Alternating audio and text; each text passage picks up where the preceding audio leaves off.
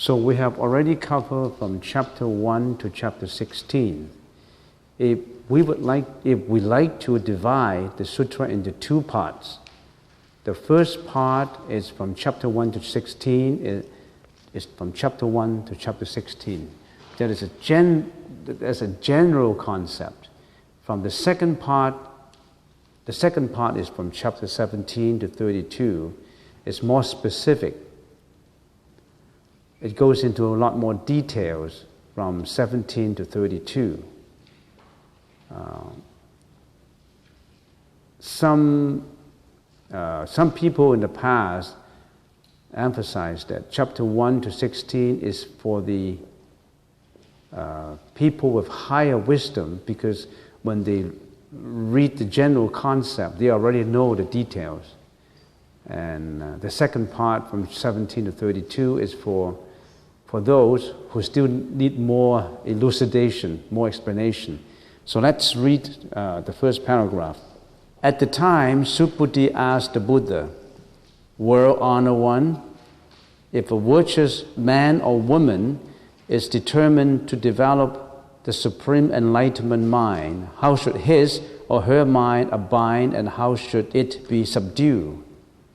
So that question is more or less the same as the first question raised by Subhuti at the beginning of the sutra. If you turn to page 1, the last paragraph, "World Honored One, virtuous men and women develop the supreme enlightenment mind. How should their minds abide? How should they subdue their thoughts?" So that's more or less the same question as this question. So from chapter 17 on, it's more elucidation. It's more specific. So Subhuti asks, "World Honored One." World Honored One in the Sanskrit language is Bhagava. If a virtuous man and woman is determined to develop the supreme enlightenment mind, how should his or her mind abide, and how should it be subdued? So Buddhism is not about just worshipping, it's about mind. How do we determine to develop the supreme enlightenment mind, and how should this mind abide? And if there are thoughts, delusory thoughts coming up, how do we subdue them? The mind is the forerunner of all actions, the forerunner of speech, of your behavior. If you can control your mind, you control your destiny. If you cannot control your mind, you let your mind to go in every direction just for the satisfaction of the senses, just to fulfill the greediness, just to express the feeling of emotions of anxiety, fear, disappointment, anger, jealousy, hatred. You allow your mind to go everywhere. But the Buddha here, chapter 17 said, the Subhuti asked the question, if we are walking the path of the sages, how do we develop our mind? How should we develop our mind? Supreme enlightenment mind in the Sanskrit language is Anuttara Samya Sambuddhi. Anuttara Samya Sambuddhi. Anuttara is nothing on top of that. Nuttara is the top. Anuttara is the most supreme. There's nothing on top. So it's the supreme enlightenment. Samya is equality and with no discrimination. Bodhi is enlightenment. So how should we develop this mind, and how should we let it abide, and how should we subdue our desultory thoughts? Well, next paragraph. The Buddha said to Subhuti, a virtuous man or woman who is determined to develop the supreme enlightenment mind should keep this in mind. I lead all living beings to put a stop to reincarnation and escape suffering, but when they have been so led, not one of them in fact stops or escapes suffering. Or we should say, when the Bodhisattva helps sentient beings to stop reincarnation and escape suffering, when sentient beings have been so led, the Bodhisattva should have the thought that not one of them, in fact, has been led to stop reincarnation or to escape suffering. There seems to be contradiction if you don't understand. How come that if you have helped to liberate sentient beings, not a sentient being is liberated? This is very profound philosophy. Next paragraph, let's read one more paragraph. Why, if a Bodhisattva clings to the notion of an ego, a personality, a being, and a life, it is not a true Bodhisattva. Why, Subhuti? There is not really a Dhamma which can develop the supreme enlightenment mind. What does the last sentence mean? There is not really a Dhamma which can develop the supreme enlightenment mind. So let's explain that. Let's start with something easy. We, temporal human being, sentient being, have the fallacious fourfold ego concept, which is the ego, personality, being, and life. The ordinary people, if they're not practicing, they always have this conception in mind. Ego. The first one is ego, personality, beings, and life. Ego. What is this ego? It's this ego that breeds all the mental afflictions. This I. Because I, then is you, they, them. What is this I make up of? Body and mind. What is this body and mind?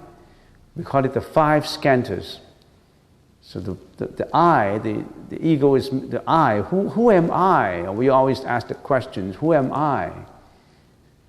Body is, of course, the body. We know the body, the organ, with the physical body. Other than the body, we also have the spiritual side of it, which is the perception, conception, volition, and consciousness. Then we analyze, what is this body? This body is only physical.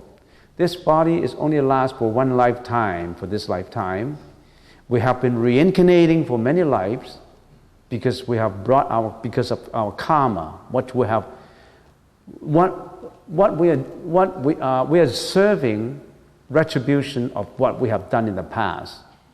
So karma, because of your own karma, of our own karma, we're reborn in this body. Everybody is different because every karma is different. No one is the same. Don't be jealous of someone who is rich, who is pretty, who is beautiful, who is healthy, because she earned it. She created all this karma for herself. Nothing to do with a creator. She did it all herself. And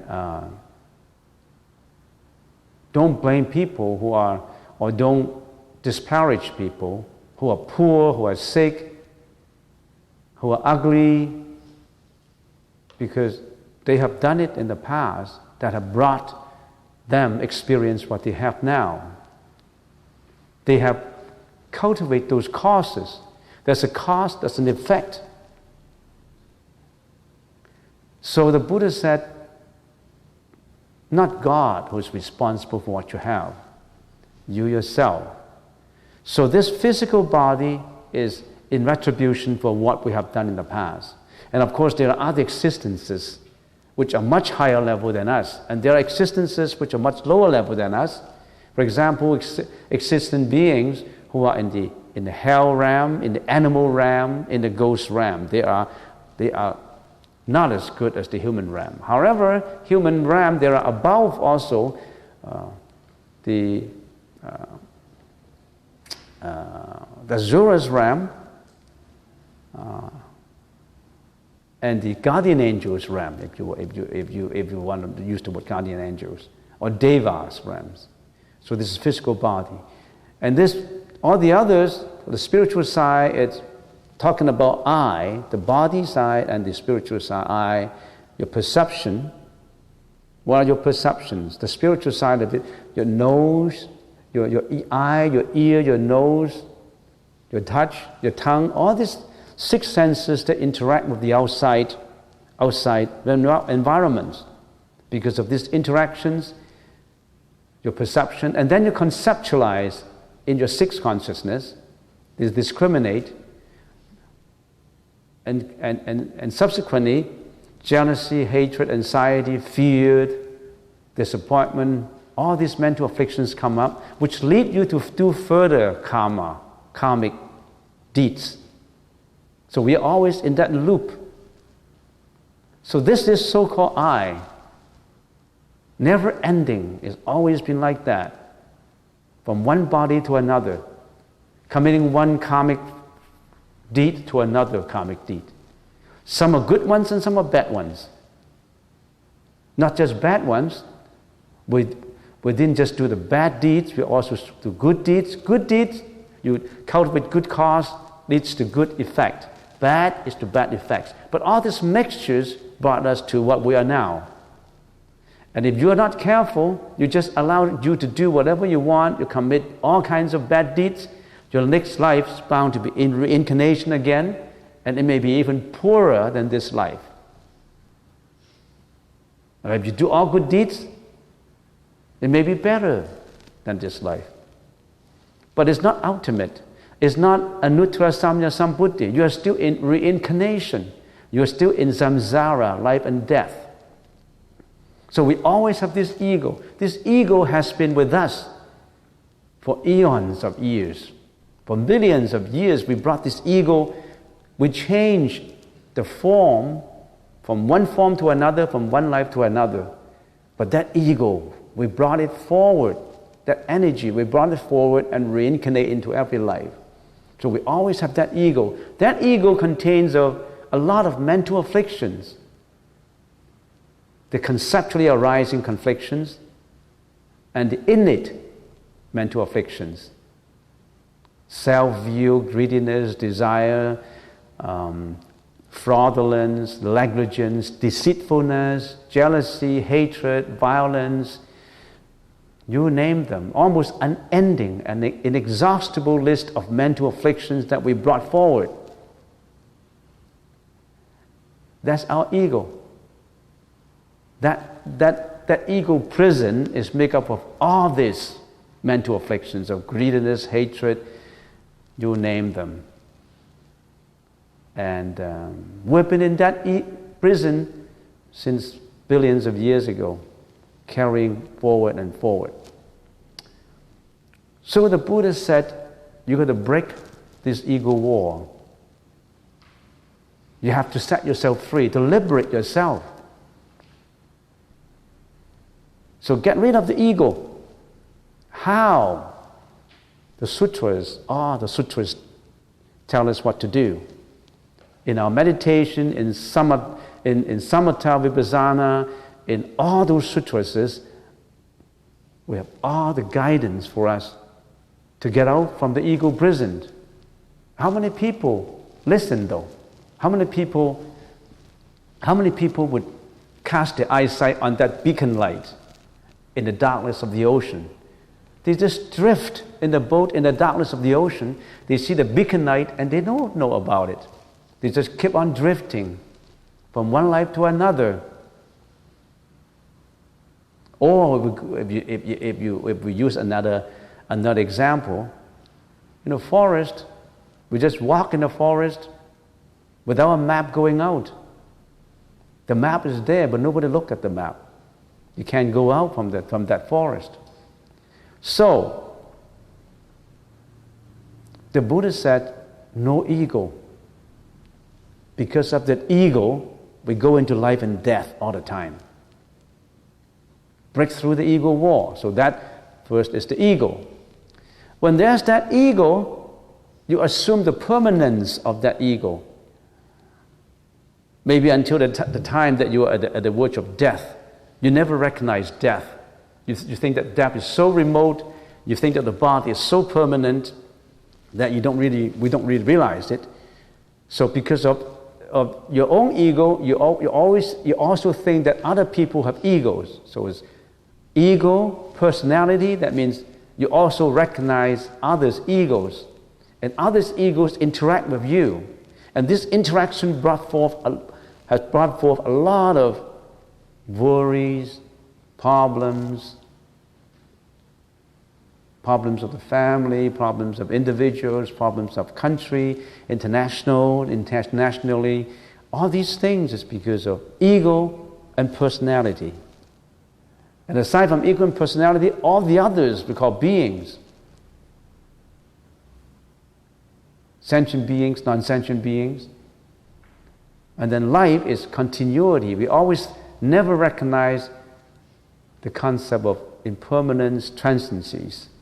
Maybe we know when we read the Sutra, when we read the words, we understand nothing is permanent, everything is fleeting. We shouldn't attach. But when we close the Sutra, it's not there anymore. We start to attach. We start to react as if this is mine. This is my interest. This is my ego. Only when you read the Sutra and you reflect, then maybe the wisdom is a little obvious. But when you close the Sutra, it's not the same anymore. So the Buddha told us that initially, get rid of the ego, personality, beings, and life. That's the first step only. When you are being successful in ridding yourself of all this, eliminating of all this, ultimately, at a very high level, you are an arahat. No self. In the Theravada, when they practice, become the arahat, they are already out from life and death. So they eliminate, if you are successful in eliminating all the fundamentally, conceptually arising mental afflictions, and also eliminate all the innate mental afflictions, you are the arahat, you are the saint, the arahat. You're out from samsara already. And then it says that yes, you become the arahat, but that's already out from life and death. But even that dharma, don't attach to it. So in other words, the dharma of being the arahat, go one step further. You don't even attach to that.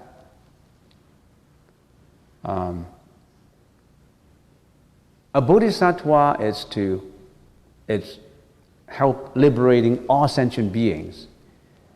But when sentient beings are liberated, are being helped to liberate themselves, they don't have the notion of I liberated sentient beings. Because what is a sentient being? It's causality only. It's just all the five aggregates put together. It's a sentient being of body and mind. It has no real existence. It has no real self. It exists, but it has no real self. It's just the existence of all causes put together. It itself per se is empty.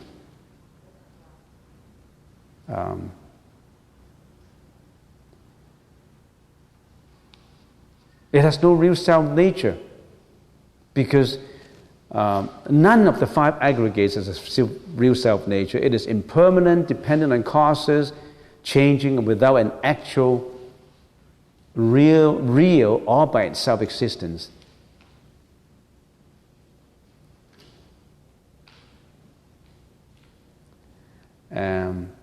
So the Bodhisattva don't attach to the thought that a sentient being is liberated. It's go beyond that concept. So in effect, there is no sentient being being liberated, as there's nothing to be obtained or attained. If there is something to be obtained or acquired, it is not the truth. There is no truth and no falsehood. There is no attachment. If you attach to the idea that there is a sentient being that you have helped them to be liberated from samsara, you have attachment. Then does it mean that if you do not have the help to liberate sentient beings? No, it doesn't mean that. If you do not help to liberate sentient beings, you are not a bodhisattva. You still live in the self-centered life and not directed yourself to the divinity, non-discriminating life. If you think that you have directed your self-centered life to the divinity life and have liberated sentient beings, you still have the fallacious concept of ego, personality, beings, and life. So in other words, you've done all these, you don't attach to them.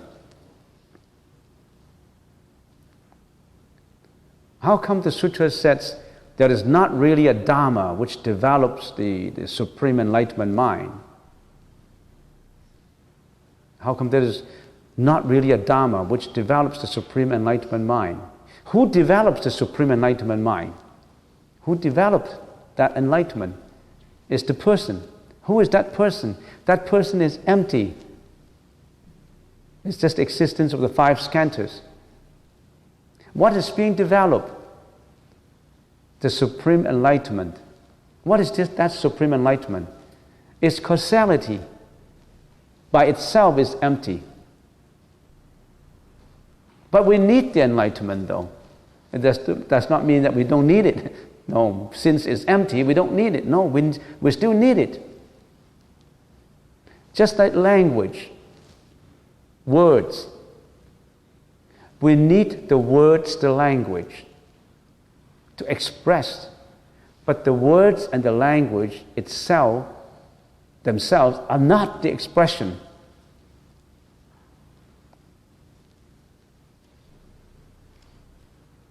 All of this is sunyata. They exist but no self-nature. So in other words, we continue to detach.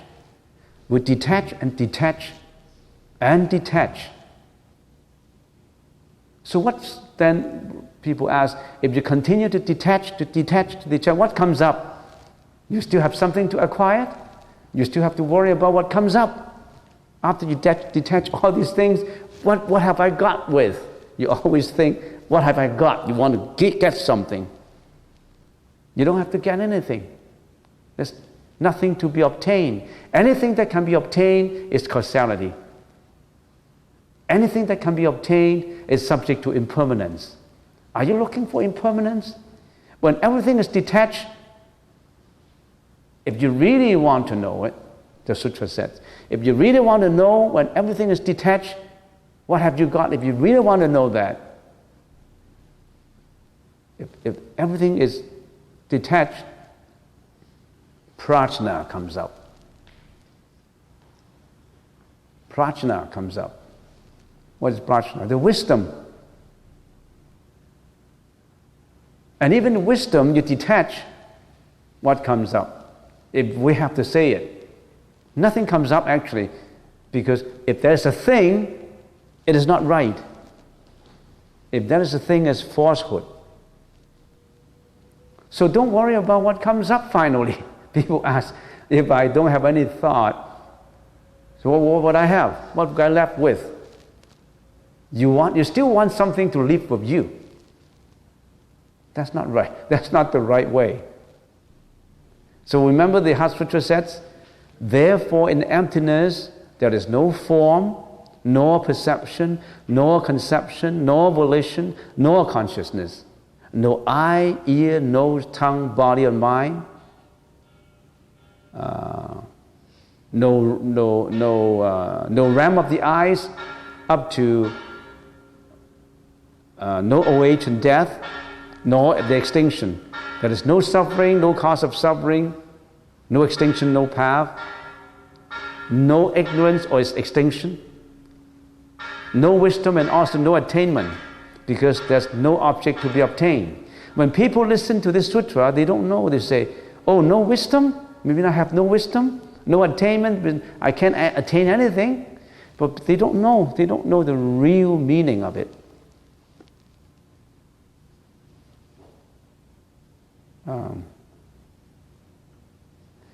So I cover, so this is, Dharma is not really a Dharma because it's empty. It's sunyata. If you always think that way, wonders will work out. Because then you're detached.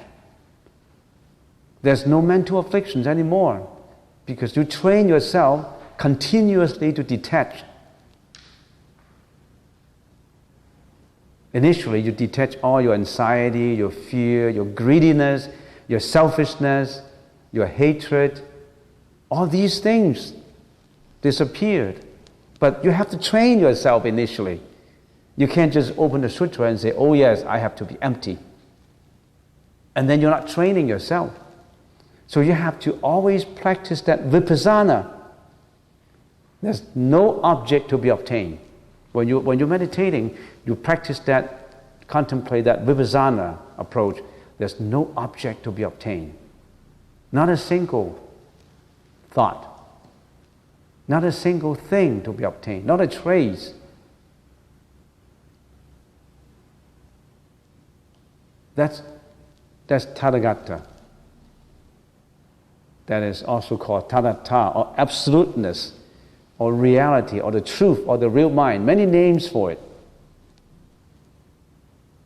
That's the Buddha nature, the Bodhi that we're looking for. But then there's nothing to look for. But I have to talk about looking for. Otherwise, nobody understands.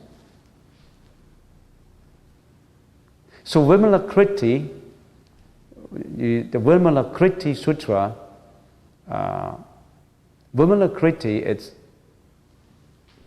Sutra is a sutra which is very prominent, and it says there was a layman called Vimalakriti. Actually, he achieved ultimate nirvana already. But he still appeared, reborn in this world to appear as a layman. And then one day he was sick, and Bodhisattva Manjushri Bodhisattva led all the other Bodhisattvas to pay a visit to him. And in the visit they talk about sunyata, emptiness. They talk about tathata, they talk about absoluteness. And they talk about various ways to achieve this absoluteness, achieve this anuttara samya samputti, achieve this supreme enlightenment. They talk about 32 ways. Different bodhisattvas talk about different ways. For example, getting rid of the ego, practicing meditation, samatha, vipassana, doing good deeds, all these various ways. And finally, Manjushri Bodhisattva asks Vimalakriti, what is your view of the way? What is the view of the way? Vimalakriti didn't respond and kept silent. No words, no more words. And Manjushri Bodhisattva said, greatness, that's the way. No more words. Any word uttered is not that. How should we say? No words. Beyond words. Beyond language. We go beyond that. Don't attach to words. So no words from Vimalakriti.